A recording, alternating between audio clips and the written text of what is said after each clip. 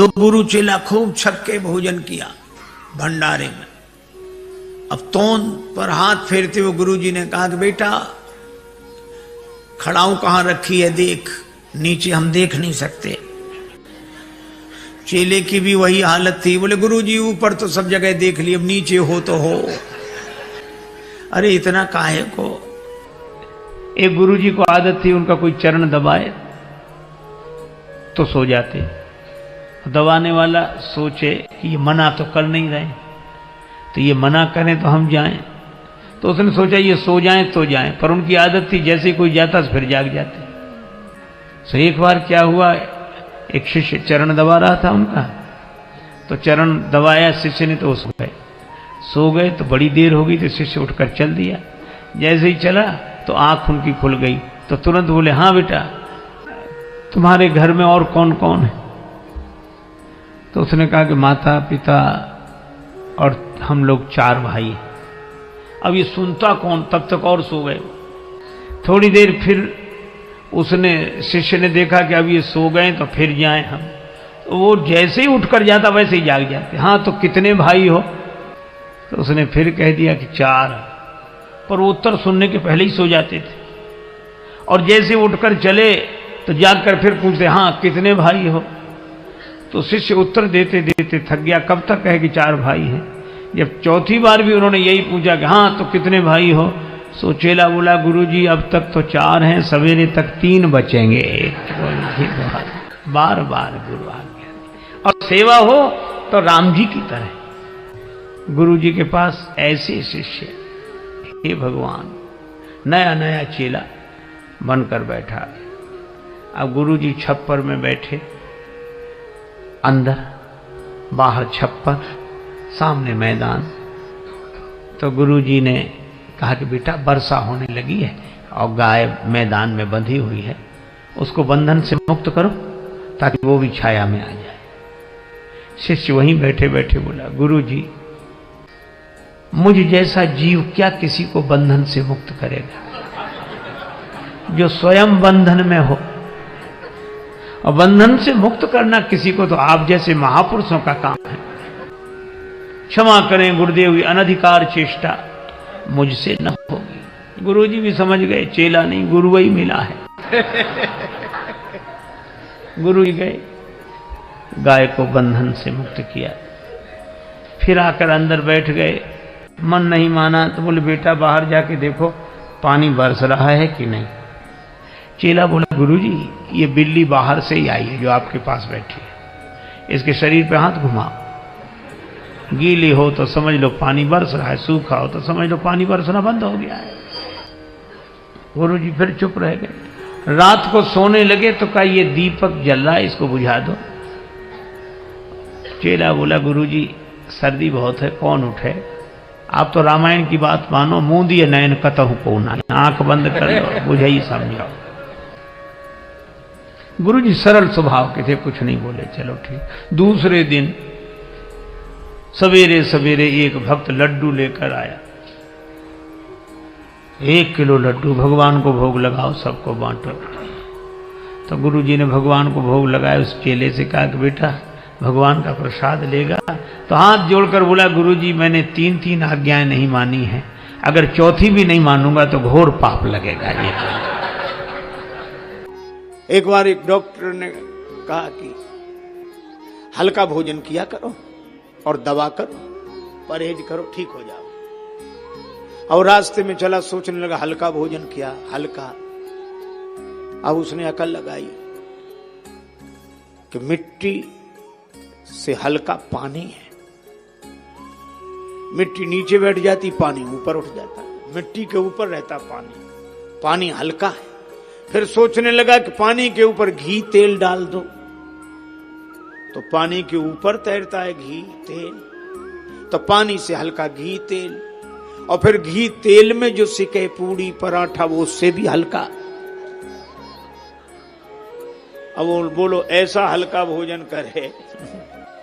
गुरुजी ने जो कहा वही करना चाहिए। कभी आपने सोचा कि हमारे जीवन की कालीमा क्या है? अच्छा आप ऐसे सोचें, आपने एक शब्द सुना होगा काला धन। बहुत चर्चा का विषय रहा काला धन। और काला धन का हमको तो एक ही अर्थ लगता है, चीज दूसरे की कब्जा अपना। और हमें लगता है कि हमारे जीवन की सबसे बड़ी कालिमा यही है। शरीर किसका? भगवान का। संसार किसका? भगवान का। अरे और तो और श्वास भी हमारी नहीं, यह भी भगवान की है ना। लेकिन कब्जा हमारा, जब तक हमारी श्वास चल रही है। हमें लगे भले ही कि हमारी श्वास है पर हमारी नहीं है। अगर श्वास हमारी होती तो जब मन होता तब लेते, नहीं मन होता नहीं लेते। और इतवार को तो लेते ही नहीं कि आज छुट्टी का दिन है, आज तो ना लें। और कोई कहता तो हम यही कहते कि हमारी सांस ले न ले, तुम कौन हो? तो श्वास भी हमारी नहीं। सब कुछ भगवान का है। और हम मंदिर में कहते भी हैं सब भगवान का है, यह तो हम कहते हैं, तो है ही भगवान का। लेकिन सच्चाई से बोलना, हमने मान किसका रखा है? भगवान का तो हम ऐसे कहते हैं जैसे कोई संत अपने घर में पधारे तो हम संत के चरणों में प्रणाम करके कहते हैं महाराज आपका ही है, ये घर आपका, ये परिवार आपका। कहते हैं महात्मा भी जानते हैं कि हमारा नहीं है, और कहने वाला भी जानता है कि इनका नहीं है, लेकिन कह रहा है। और अगर कोई कहे कि महाराज सब आपका ही है, महात्मा कहे हमारा है, हाँ तो निकलो बाहर। अगर एक आध घटना ऐसी घट जाए तो लोग कहना बंद कर दें। हम भगवान से भी वैसे ही कहे जा रहे हैं सब आपका है। अच्छा, समझदार आदमी भी मंदिर में कहेगा तन मन धन सब तेरा, और भगवान को प्रणाम करके बाहर आएगा तो महात्मा से कहेगा मेरा मन नहीं लगता। भगवान हंसते कि अभी कह रहा था कि तन मन धन सब तेरा, और अब कह रहा मेरा मन नहीं लगता। यही कालिमा है। एक सज्जन प्रार्थना कर रहे थे तन मन धन सब तेरा, प्रभु सब कुछ है तेरा, और इस पंक्ति पर ज्यादा जोर देकर प्रभु सब कुछ है तेरा। एक महात्मा सुन रहे थे, वो हंस रहे थे। उसको बड़ा बुरा लगा कि हम प्रार्थना कर रहे हैं, महात्मा हंस रहे हैं। प्रार्थना पूरी होने दो तब बात करता हूं। प्रार्थना पूरी होते ही गया, महाराज हम प्रार्थना कर रहे थे, आप हंस रहे थे। महात्मा बोले हम तो जो कर रहे थे तो कर रहे, तुम क्या कर रहे थे? कहा हम प्रार्थना कर रहे थे। कि तुम प्रार्थना कर रहे थे कि हमारा हंसना देख रहे थे? वो बोला महाराज हम दोनों ही काम कर रहे थे। महात्मा बोले तुम दोनों ही काम करते हो इसलिए तो हम हंस रहे थे। वाणी से कहते हो तन मन धन सब तेरा, पर मन से पूछो, मन भीतर ही भीतर कहता तन मन धन सब मेरा, प्रभु सब कुछ है मेरा। आज के आदमी की नीयत तो इतनी खराब है कि प्रभु पड़ोसी का भी मेरा। और इसका बस चले तो भगवान से भी कह दे मेरा मुझको दे दो, क्या लागे तेरा। यह हमारा स्वभाव है। देखो एक संत ने लिखा बड़ा सुंदर, मानव निकृष्ट कहे मेरा सिद्धांत यह, मेरा है सो मेरा और तेरा है सो तेरा है। मानव निकृष्ट कहे मेरा सिद्धांत यह, मेरा है सो मेरा और तेरा है सो मेरा है।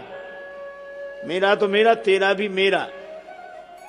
और मध्यम मनुष्य की विनीति यह प्रवृत्ति देखी, वो कहते मेरा है सो मेरा और तेरा है सो तेरा है।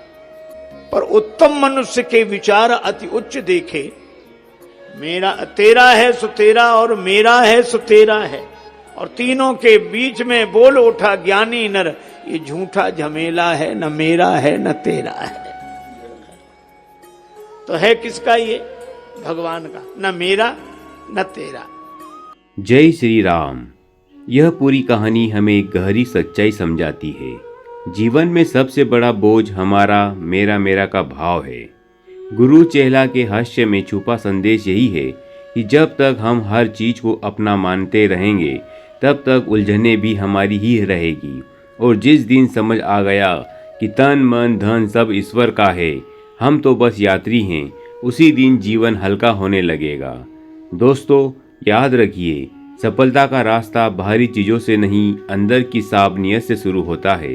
जब आप जिम्मेदारी लेते हैं, जब आप सेवा को बहाना नहीं अवसर समझते हैं, तब ईश्वर भी आपके रास्ते खुद साफ करने लगते हैं। इसलिए आज से एक छोटा सा संकल्प ले, कम बहाने ज़्यादा कर्म, कम मेरा मेरा ज़्यादा समर्पण, कम शिकायत ज़्यादा कृतज्ञता।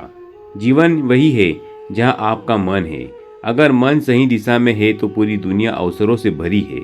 तो दोस्तों, अगर आपको यह संदेश अच्छा लगा हो तो वीडियो को लाइक करें, शेयर करें और कमेंट में लिखें, मैं समर्पण के साथ आगे बढ़ूंगा। मिलते हैं अगले वीडियो में एक नई सीख के साथ। जय श्री राम।